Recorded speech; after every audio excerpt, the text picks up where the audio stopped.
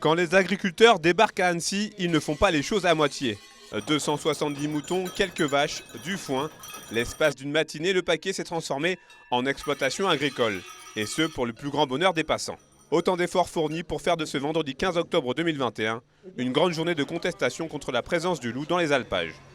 Et pour marquer les esprits, les banderoles et les messages sont volontairement provocateurs. Et ça devient un gros fléau pour notre profession. On a des attaques qui se passent tous les jours et ça ne peut pas continuer comme ça. On nous parle de comptage alors que ce n'est pas vraiment la réalité comme on la voit. Et pour nous, il y a plus de loups que ce qu'on nous raconte et il faut que l'État bouge là-dessus. Qu'on nous autorise plus de tirs de prélèvement aujourd'hui pour réguler un peu l'espèce parce qu'on part du principe qu'il y en a trop et qu'aujourd'hui, il n'y a plus personne qui va entretenir nos alpages. Donc s'il n'y a plus d'éleveurs demain, plus d'entretien de rien. Et puis voilà, tout simplement. Jeunes agriculteurs, FDSEA, syndicats ovins, élus et même chasseurs, ils étaient tous présents devant la préfecture de Haute-Savoie pour tirer la sonnette d'alarme sur la situation actuelle. Effectivement, on est là par solidarité puisqu'on sait à quel point ces attaques de loups sont pesantes sur la vie quotidienne des agriculteurs. Moi, je connais dans ma commune un agriculteur qui a renoncé à monter en alpage il y a des années parce que ça devenait insupportable. Maire d'une commune rurale, effectivement, on n'a pas de poids, on n'a pas de pouvoir et on n'est même pas forcément associé à cette problématique. Donc effectivement, les élus, ils ont sans doute un rôle à jouer.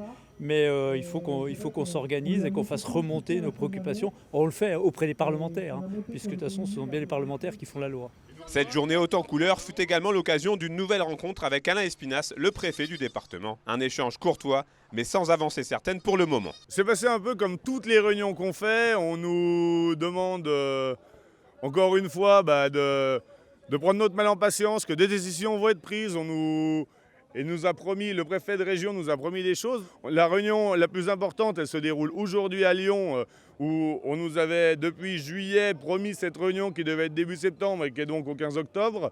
On verra ce que le préfet Sellet a à nous annoncer, mais cette réunion aujourd'hui, elle est une des encore différentes étapes. Les agriculteurs l'ont d'ores et déjà annoncé, sans solution pérenne, leur combat pourrait se muscler.